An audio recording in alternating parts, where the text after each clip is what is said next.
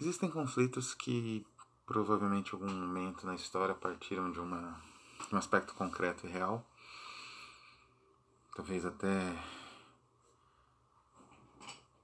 cotidiano, mas ganharam com o passar dos anos, com o desenvolvimento histórico, uma série de camadas simbólicas, né?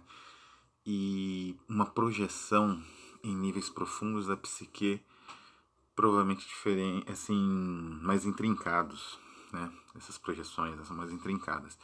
Esse com certeza é o caso do conflito entre irmãos. É curioso como é exatamente isso que nós vemos nos conflitos entre irmãos na literatura, não é? Ou na história das concepções religiosas, como é o caso, mas acho que o mais conhecido no Ocidente, de Caim e Abel, né? Quer dizer, aquele conflito originário, que é um conflito pela, digamos assim, aprovação divina, né?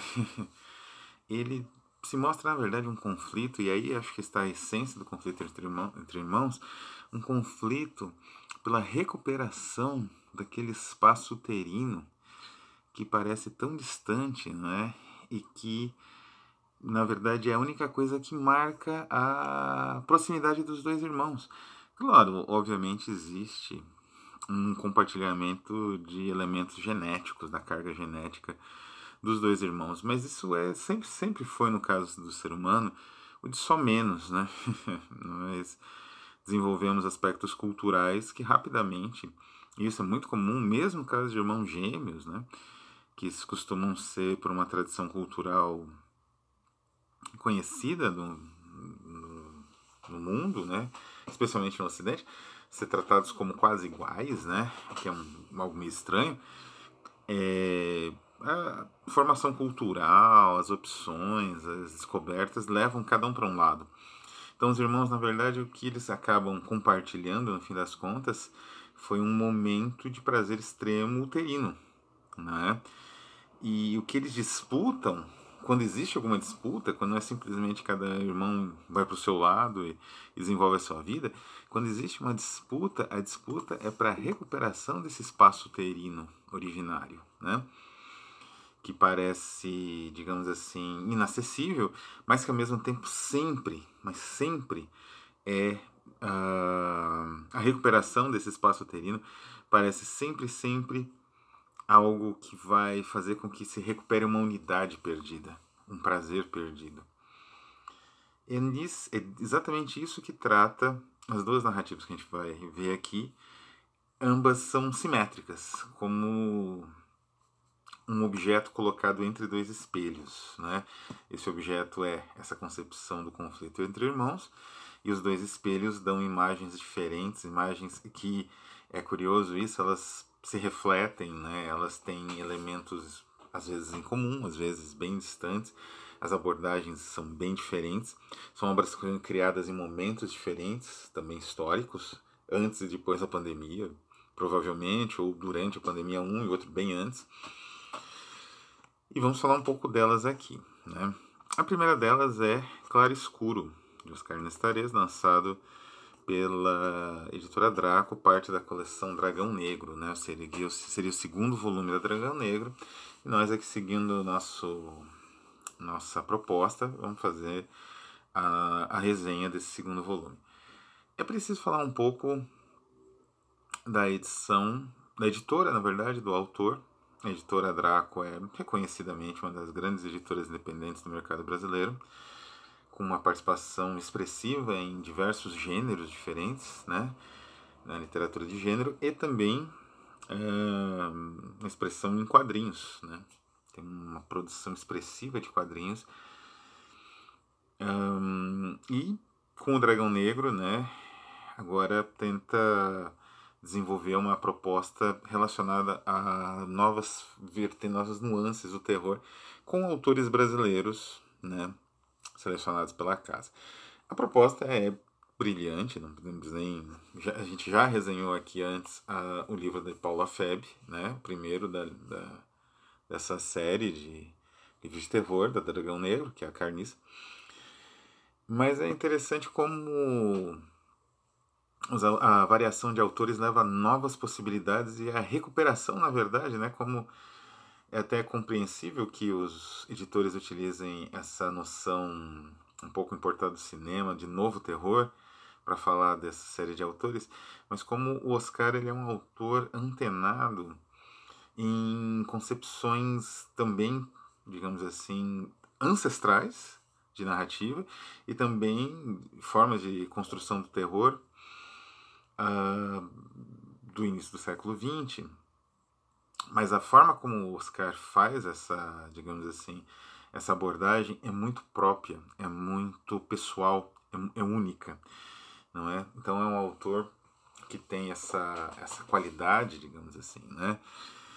E nessa novela, porque Claro Escuro é uma novela exatamente, tecnicamente uma novela com 100 páginas, o que o Oscar faz é simplesmente, digamos assim, construir um universo que seria a periferia de São Paulo, né? Ah, uma família que vive num bairro de periférico, não bem da periferia, mas um subúrbio, né? Enfim, o subúrbio é a periferia, né? É fora do centro, ou pelo menos fora dos centros ricos, né? Da cidade de São Paulo. E esse, ao mesmo tempo, é uma narrativa que é local, não é? Todos os signos da cidade de São Paulo estão ali, todos os signos de um certo tipo de periferia estão ali, de um certo tipo de viver periférico, né? A escola pública, os hospitais da rede, digamos assim, de atendimento público, sempre ineficaz, embora não é numa luta heróica ali, né? Mas sempre ineficazes por falta de recursos, falta de verba. Uma família que não é exatamente assim, os filhos não passam fome, né, os membros da família, mas vive ali no fio da navalha da sobrevivência. Então é um retrato da periferia paulistana que está num patamar de outros grandes retratos, será Antônio Alcântara Machado, no caso de um viver periférico de outras regiões do Brasil, talvez de um Lima Barreto, né? Então o Oscar ele evoca de uma maneira realista esse universo, embora logo desde o princípio existe um aspecto ominoso, né? Quer dizer, esse universo ele carrega marcas de uma possibilidade destrutiva, né? O leitor ele vai acompanhando o desenvolvimento dessas marcas conforme os personagens vão amadurecendo e vão percebendo o universo ao redor deles de uma forma bastante coerente até com o pensamento, digamos assim, do adolescente, né? Que tem uma tendência à resolução mais bruta, mais brutal, né? E não tanto meditada das situações, mas ao mesmo tempo parece guardar algo de sobrenatural. Então há sempre esse elemento, não é, ominoso, e isso vai construindo nessa atmosfera tão reconhecida e que é importante marcar, importante destacar. Embora essencialmente paulistana, é uma atmosfera que é o subúrbio, não é? Não importa se em São Paulo, se em Curitiba, se em Rio Grande do Norte, não é? Não é, é aquele universo de pessoas que têm aquele tipo de vida e que poderia ser em qualquer lugar do Brasil e talvez até do mundo, guardadas as devidas proporções. Então é uma novela que, digamos assim, a construção desse universo é muito bem feita, né? E isso me fez lembrar Guy de Maupassant, né? Guy de Maupassant foi o grande escritor realista, até próximo do naturalismo, que enlouqueceu no final da vida, e quando ele enlouqueceu, ele começou a escrever histórias de terror. E essas histórias de terror eram histórias justamente marcadas por uma necessidade de construção de um universo muito, muito bem delineado, não é? E o Oscar faz isso. Mas, indo além do Guy de Maupassant, o Oscar ele trabalha um elemento, e aí bem mais ancestral dentro dessa trama, que é justamente o elemento trágico, né? Existe uma espécie de tragédia que vai aos poucos se desenhando diante do leitor. Essa tragédia ela tem regras definidas e essa definição é tão bem urdida que quando as coisas se aceleram, essa aceleração não é sentida como algo forçado ou, enfim, eventualmente absurdo. Essa aceleração é sentida como natural, não é, dentro daquele universo de sentimentos extremos, né, que foi definido desde o início da narrativa. Então, aquele painel de uma vida suburbana, com todos os seus achaques, suas misérias, suas limitações, suas alegrias, de certa forma, né, suas alegrias ali imediatas. Esse universo, quando o leitor consegue perceber, né, onde a narrativa vai levando, esse universo ele sofreu uma transmutação e nós estamos diante de uma tragédia com o peso da tragédia grega, né? Como a tragédia grega, a partir desse momento que nós mais ou menos percebemos o caminho das coisas, não existe uma espera por uma surpresa, né? Quando o público se reunia, né, o auditório se reunia para assistir o Festival das Tragédias, em Grécia, todo mundo conhecia o que ia acontecer. Né? Todo mundo havia às vezes uma variação conforme os dramaturgos, o estilo, a abordagem de cada dramaturgo, mas todo mundo sabia o que acontecia com Édipo, todo mundo sabia o que acontecia com Antígona, né? Todo mundo sabia o que acontecia com Electra. Acontece que e isso era parte do ritual antes, né? Até digamos assim, da tragédia se transformar em peça de teatro, quando ela ainda era um ritual né, de purgação, né, com o mesmo sentido da tragédia. E provavelmente o público, em um determinado momento, ele espera que as coisas mudem. Ele espera que exista algum tipo de saída, não é? A própria narrativa, de certa forma, ela alimenta isso. Então, Édipo ele consulta o Tiresias, às vezes ele parece que ele está perto de uma solução que não vai passar pela destruição, pela catástrofe, a catástrofe trágica, não é? E todas as grandes tragédias da humanidade, em termos de representação, em termos de estética, isso inclui a própria crucificação de Cristo, elas atravessam esse princípio, né? Quer dizer, será que existe uma possibilidade das coisas não serem como elas são? Será que existe uma saída? Não é? Mas e aí que está, e nisso o Oscar ele é, digamos assim, preciso e impiedoso. Não existe saída, não é?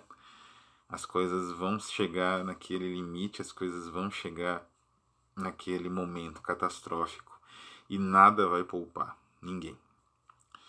Então essa narrativa única, né, se transforma numa experiência. Não exatamente uma experiência catártica, mas numa experiência de percepção de como os elementos do nosso cotidiano, os elementos conhecidos, né, da nossa existência, eles são, digamos assim, existe uma espécie de disposição desses elementos, né? E quando percebe-se essa luta pelo espaço uterino, nós percebemos que aparentemente não é pelo espaço uterino, mas uma luta por um predomínio no próprio universo. Só que o universo aí se torna limitado. É o limite da própria mente do personagem, é o limite da mente um pouco do leitor.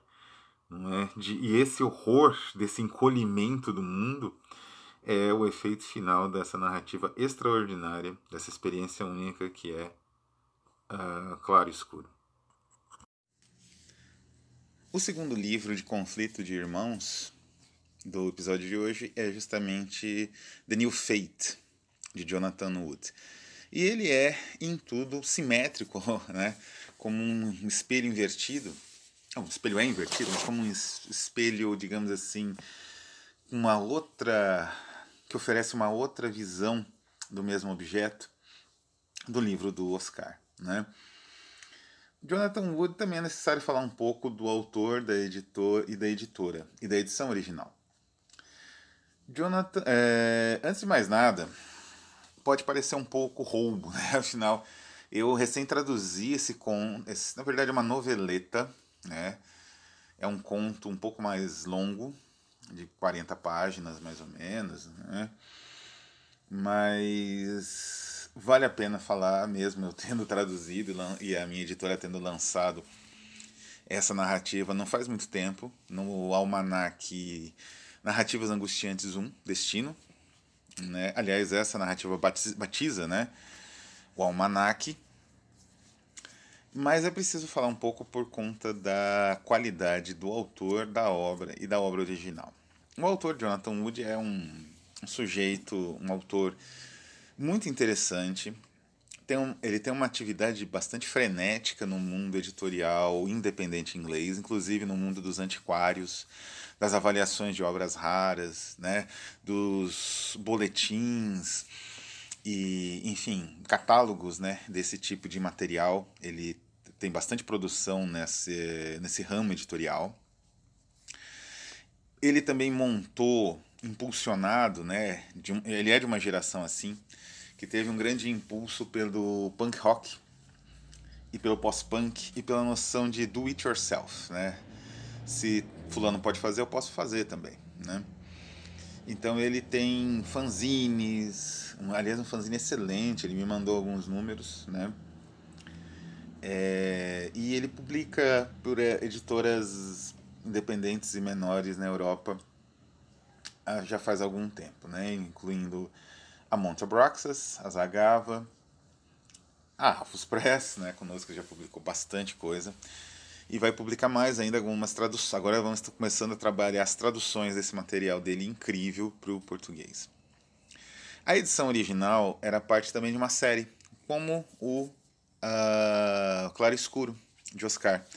A série é The Last Thinkers, né? Uma série da Montabraxas, na época Ex-Occident Press. Né? Na verdade, na época o nome estava em transição. Essas edições estão como Exposition Internationale. E elas são muito engraçadas, elas têm aquele aviso de direitos autorais que você encontra nos livros da Gallimard dos anos 60, né? Quer dizer, direitos autorais da obra seria do autor no mundo todo e também na União Soviética, y compris, né? União Soviética, enfim. Era um aviso charmosíssimo e o Dangueto ele preserva nessas edições, que eu saiba só nessas, Last Thinkers, que foi um grande impulso para alguns autores importantíssimos dessa leva pós-punk, vamos dizer assim, além do Jonathan Wood, Mark Valentine, John Howard, D.P. Watt e outros autores importantes desse, digamos, desse grupo, né, desse universo de narrativas bastante sofisticadas, bastante experimentais e que acabam num nicho, né, num universo muito limitado de leitores que, enfim, a Rafus está tentando quebrar. Né? Se bem que The New Fate é um livro quase lendário, ele é dificílimo de encontrar, até mesmo para venda na internet. Foi o meu primeiro livro adquirido das mãos do Dangueto, que é um editor que influenciou muito a Rafus Press, um editor romeno. E é um livro incrível, né? Ele tem aquele papel como pele de animal, que até a Carambai usou, talvez por minha influência, porque eu mostrei esse livro para o Fabiano. E todas as edições do Last Thinker são assim, né? Tem aquela proporção de ouro, né? Do livro, um pouco quase de um incunábulo antigo, ou de um livro dos anos 20. Né? Mas após essa apresentação do autor, editor e da edição, do que trata realmente The New Fate? Bom, como deve ser possível já imaginar, é o conflito, né, entre dois irmãos. Mas é um conflito diferente. Curiosamente, como na narrativa de Oscar, não são irmãos gêmeos, né? Foge-se também em The New Fate do estereótipo. Dois irmãos de idades diferentes. O Klaus e o Dieter, né? O Peter, digo. E esses dois irmãos, então, eles têm um desenvolvimento. A narrativa trata do desenvolvimento intelectual, físico, né, mental e espiritual deles num universo que é a Alemanha no período ali entre o início do século e os anos 20 e 30, né, 40, com a ascensão do nazismo, com a perseguição aos opositores políticos, posteriormente a perseguição aos judeus, perseguição física, né? Antes era só panfleto, na base do panfleto, depois passou a ser perseguição mesmo. E nos limiares da Segunda Guerra, realmente, o deslocamento físico dos judeus e de todos os, entre aspas, indesejados do regime para campos, para, enfim, locais de execução distantes ali da Alemanha. Mas esse universo, ele é, digamos assim, deslocado. O leitor, pelos nomes, por tudo que é descrito, né? Aliás, a citação inicial do Nietzsche, do Anticristo, né? Do livro Anticristo de Nietzsche, no exato momento que o leitor começa a leitura, ele sabe, né? Aliás, a primeira frase em alemão, ele sabe que é a Alemanha do Hitler, né? A Alemanha nazista. Mas esse conhecimento não é exatamente o conhecimento que muda muita coisa. É engraçado isso, porque é como se a narrativa ela se desenvolvesse num outro universo, né? O nazismo ele não é mencionado nunca, nem mesmo a ideia da suástica, né? A suástica é um símbolo muito antigo, distorcido. Ele descreve esse símbolo, você vê a suástica diante de si, mas ela não é citada dessa forma. Então, é uma narrativa elusiva, é uma narrativa em que os elementos, a disposição desses elementos, elas rapidamente ganham contornos de um ritual, não é? Um ritual por conta da repetição em ciclos, um ritual por conta da evocação simbólica de certos elementos, como o sol, que constantemente, o fogo, que são constantemente evocados, não é? E esse ritual, ele tem um encaminhamento, como todo ritual, não é? E esse encaminhamento final é, evidentemente, sangrento, não é? E então é uma narrativa até difícil de descrever. Como na própria narrativa do Oscar, é necessário experimentar. Ela tem mudanças de eixo, não é? E existe. Também não existe exatamente uma surpresa, né? Quando você chega ao final, a partir de certo momento você imagina algumas coisas possíveis naquela narrativa. O que tem um pouco diferente da narrativa do Oscar é que os pais, que são pouco citados, eles são quase que figuras fantasmagóricas que vão percorrendo os espaços da narrativa, né? De uma maneira impressionante, né? Como esses pais, eles não têm nome, aliás, né? Como esses pais são evocados, a maneira fantasmagórica como eles existem na trama, não é? Evocando, na verdade, construindo na mente do leitor uma impressão que é terrível, mas é uma impressão bastante, digamos assim, corrente, de como a família, o peso de pai e mãe destrói a vida dos filhos, né? É um peso que às vezes é, digamos assim, inadvertido, né? Nenhum dos lados, nem os pais, pai e mãe gostaria de desse legado nos ombros dos filhos, nem os filhos gostariam de receber esse legado, mas ele existe, ele destrói, né? E aqui acontece isso de duas maneiras diferentes, a partir da perspectiva de cada um dos irmãos. A narrativa ela tem um desdobramento interessante, que é assim, ela é contada aparentemente a partir da perspectiva de um dos irmãos, e depois, no finalzinho, ela muda, né? Mas essa perspectiva, como eu disse, ela é tão elusiva, não é? Ela é tão indireta, existem tantos elementos fantasmagóricos assim povoando o texto e assombrando o texto, que chega um determinado momento você não sabe exatamente se esse irmão ainda está vivo, se trata disso a narrativa, né? Da descoberta da morte, né? De certa forma é isso, mas não, de novo não é o que se espera devido ao peso fantasmagórico de tudo. O Jonathan Wood, ele é um autor que tem digamos assim, uma base muito forte num tipo especial de ocultismo, né? Existe o ocultismo, digamos assim, da representação ritualística convencionalizada, é mais ou menos como um autor religioso, não é? Tarkovsky, por exemplo, é um autor religioso, ou Paradianov, mas isso não quer dizer que eles sejam cristãos, ou que sigam uma religião convencional, sei lá, a ortodoxia, a Igreja Ortodoxa Russa, né? Ah, o Jonathan Wood, ele é místico, ele é ocultista, mas ele não segue o ocultismo codificado, né? Dos movimentos aí pós Crowley ou quem quer que seja, né? Ele segue uma perspectiva muito própria, ritualística muito própria, e nisso ele herda, digamos assim, a visão de um Mackin, de um Yeats, né? Ou de um Dunsany. Esses autores são talvez a grande referência para a chave possível, né, para o mergulho na ficção de Jonathan Wood. Não é? Dunsany, Yeats e Machen, né? E eles estão presentes aqui. Mas, né, como o Oscar também, né, o Wood ele tem uma marca muito pessoal. Então a narrativa dele tem uma certa tendência.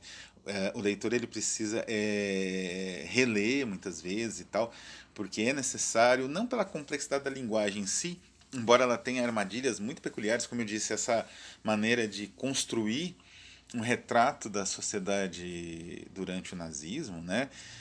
Que é, sem mencionar o nazismo, né, completamente indireta, isso é uma surpresa para o leitor, né? Uma forma, não é exatamente inovadora, mas é uma forma inteligente de evocar aquele universo sem citar aquele universo, mais ou menos o que o Chaplin faz no Grande Ditador. Por outro lado, é uma narrativa, né, pensando a professora Suzy Sperber, que foi minha orientadora no mestrado e doutorado, ela tinha uma teoria muito rica, impossível de descrever em poucos minutos, a respeito. Na verdade, é um mergulho na questão mimética da narrativa, especialmente na questão, digamos assim, de como se constrói essa estrutura mental e psicológica das grandes narrativas do mito e do conto de fadas, né? A oposição desses dois universos, porque o mito é aquele universo que você não tem uma fuga. As coisas estão dadas, elas vão acontecer. Como eu disse, isso, o universo de Oscar é um universo mítico, né? Porque existe um jogo ali, uma dinâmica que vai se desenrolando e o leitor ele acompanha essa dinâmica na expectativa, né, terrível do que vai acontecer, e aquilo vai acontecer de uma maneira ou de outra, como uma tragédia, né? Como a tragédia é a grande representação do mito. A narrativa do Jonathan Wood é o conto de fadas, né? O conto de fadas é justamente aquela esperança de escape que se concretiza. Só que a diferença, o que não quer dizer, né, digamos assim, é que a narrativa de Jonathan Wood tem um final feliz, um final tranquilo, muito pelo contrário, é um final sangrento e terrível. Mas o que se percebe é que existe uma espécie de reconciliação, não bem entendimento, mas uma espécie de reconciliação no extremo, não é? No momento mais extremo, e esse é escape. Não é? É a percepção daquele fardo que eu falei, não é? Que os pais relegam, porque de certa forma o conflito de irmãos também não é um conflito apenas em relação ao espaço, contradizendo o que eu disse, né? Aquele espaço uterino original, que é na base o conflito na trama de Oscar. É também um conflito para saber quem fica e quem deixa de ficar com o peso dessa herança dos pais, que é a história na qual cada um de nós se insere. Né? Então essa história que é terrível de certa forma, ou enfim, carrega algumas vantagens eventualmente, ou não, ela vai ser alvo também de uma disputa. E é essa disputa a essência do The New Fate. E é o desenlace dessa disputa o que torna essa narrativa quase uma espécie tenebrosa de conto de fadas. Resta dizer algumas palavrinhas finais a respeito do conto A Pira Noturna, que fecha o volume Claro Escuro, de Oscar. Né?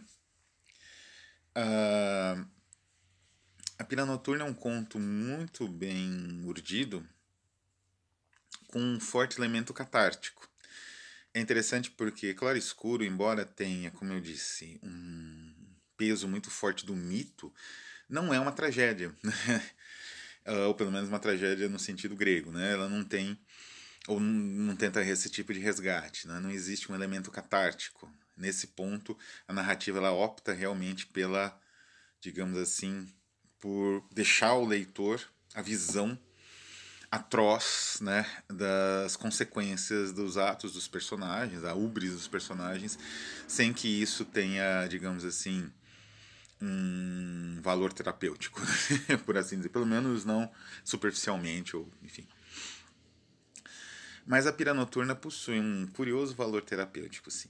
Né? Embora seja interessante perceber que, não sei, talvez Oscar ele esteja, isso já era algo perceptível nas narrativas dele anteriores, tanto em contos quanto no excepcional romance A Billy Negra. Talvez Oscar ele esteja, não é, num caminho interessante de trabalho com elementos mitológicos, mesmo que indiretamente, né? Então, existe uma espécie de visão desses cavaleiros, quase que desses argonautas, né, contemporâneos de uma espécie de descida aos infernos aqui. Um inferno muito peculiar, porque essa descida, na verdade, é uma evocação desse inferno com uma finalidade específica, que eu não vou revelar mais nada, né, porque é um conto que, como todas as narrativas que eu mencionei aqui, cada uma delas precisa de uma experiência própria. Então, não dá para se adiantar muito na questão da, digamos assim, da sinopse, né? Então existe também esse elemento mítico, mas o mais poderoso é o elemento catártico, né? E talvez aqui realmente o Oscar tenha pensado um pouco na tragédia e tenha oferecido para os leitores uma espécie de catarse, não exatamente como aquela catarse da tragédia, um outro tipo de catarse muito necessária nos tempos que nós vivemos hoje. A pandemia, né, do coronavírus, ela provocou na humanidade de hoje uma espécie de, digamos assim, de reação de perda, né, gigantesca. Né? Quantas pessoas não perderam amigos, familiares, né? Às vezes mais de um familiar, mais de um amigo. Eu mesmo passei por uma perda terrível durante a pandemia. Uma pessoa muito querida foi, né, faleceu. Não foi por conta do coronavírus, né? Mas o falecimento numa época em que não existia nem vacinas, nem perspectiva ainda disso, tornava todos os expedientes de despedida, de luto, mesmo de uma pessoa que teve um outro problema de saúde que acabou levando ao óbito, que impediu o correto fechamento, digamos assim, né? Aquele período de luto, não foi possível isso, no meu caso, e de tantos outros brasileiros, né? Então, eu acho que, nesse sentido, o conto do Oscar, ele oferece esse tipo de catarse. Uma catarse em que você, pelo menos imaginariamente, acerta as contas com esse universo medonho, né, que nós vivemos hoje e que infelizmente é culpa também de cada um de nós, né, mas especialmente é culpa de algumas pessoas, sim.